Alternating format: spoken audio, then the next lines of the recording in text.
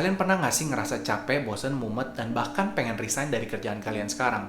Ditambah dengan kemacetan ibu kota setiap kali kalian pergi dan pulang kantor. Nah, sama banget nih, ini hal yang gue hadapin sampai dengan tahun lalu. Di video kali ini gue mau sharingkan kepada kalian pengalaman gue atau lebih tepatnya dilemanya gue saat gue mau resign dari kerjaan tahun lalu dan berpindah profesi sebagai business owner. Gue akan sharingkan sedikit struggle dan happy-nya dari business owner itu seperti apa sehingga kalian bisa membandingkan lebih enak mana nih, menjadi karyawan atau menjadi business owner.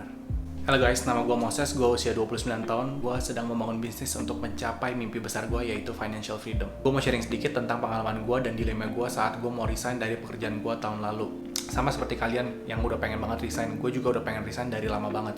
Tapi karena gue introvert orangnya, jadi gue tuh banyak banget pikiran nih, misalkan bagaimana kalau projectnya nggak jalan, gimana kalau misalkan tagihan atau bill nggak bisa dibayarkan, bagaimana kalau project ini tidak bisa mengenerate income lebih besar daripada gaji gue di perusahaan saat ini, dan masih banyak lagi, ditambah dengan diskusi-diskusi dengan teman dan keluarga yang pada bilang, dari mana lu bisa dapetin gaji seperti ini lagi, posisi lu tuh udah enak, udah nyaman, udah stabil, dan lain sebagainya, sehingga dipikirin terus-menerus dan diomongin terus-menerus, akhirnya gue juga kena mental, makanya itu gue membutuhkan waktu lama, yaitu kurang lebih 6 bulan sebelum gue akhirnya memutuskan untuk resign dari pekerjaan gue yang lama. Tapi ada satu kalimat dari teman gue yang bilang kayak gini yang kena banget ke gue, yaitu ingat, gak ada yang maksa lu untuk kerja di sini.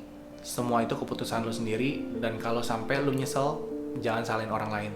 Itu benar-benar kena ke gue banget, dan itu kayak ngebangunin gue banget dan bikin gue mantep untuk tetap resign. Anyway, di saat kita lagi dilema gitu dan kita mikirin yang negatif terus, lama-lama ya pasti kena mental sih guys. Tapi kalau misalkan kita lagi dilema dan kita coba pikirkan yang positifnya, misalkan potensi yang bisa kita dapatkan dari usaha sendiri itu seperti apa, nah itu akan membantu kita banget nih, memotivasi kita dan membuat kita excited banget dengan project yang kita akan jalankan dan membuat kita lebih yakin lagi dengan goal dan tujuan kita. Long short story, gue resign di bulan Maret 2022 tahun lalu.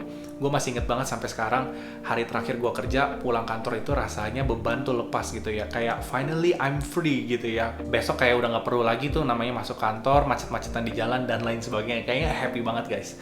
Tapi, kalau mau jujur, rasa happy, rasa bebasnya itu tuh ternyata nggak bertahan lama guys. Paling juga cuma 1 minggu lah. Karena realita dari membangun bisnis sendiri itu akhirnya datang gitu ya. Yang dulunya kerja 9 to 5, sekarang kerja 24/7 guys. Begadang itu udah kayak makanan sehari-hari. Bener-bener di awal mulai kita usaha itu struggling banget karena banyak hal yang nggak gue tahu dan banyak hal yang harus gue pelajarin.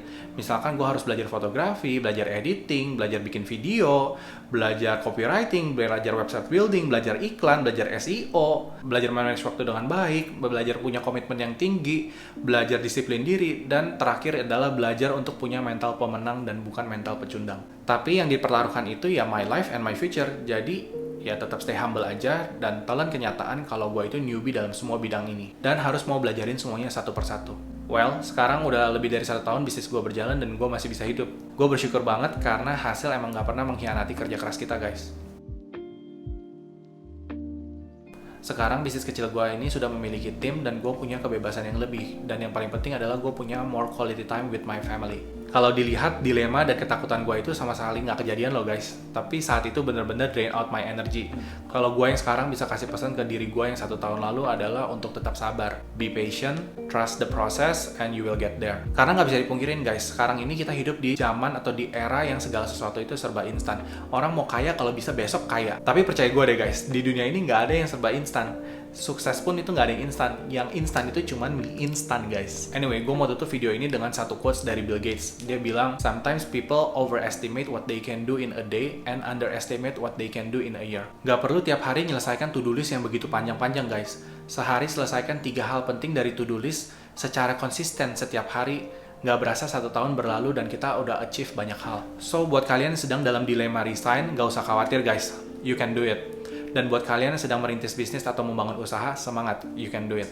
Oke, sekian dulu untuk video kali ini. Kita ketemu di video selanjutnya ya. Bye-bye. Oh ya, if you like this video, consider subscribe. Let's build community around this topic, okay?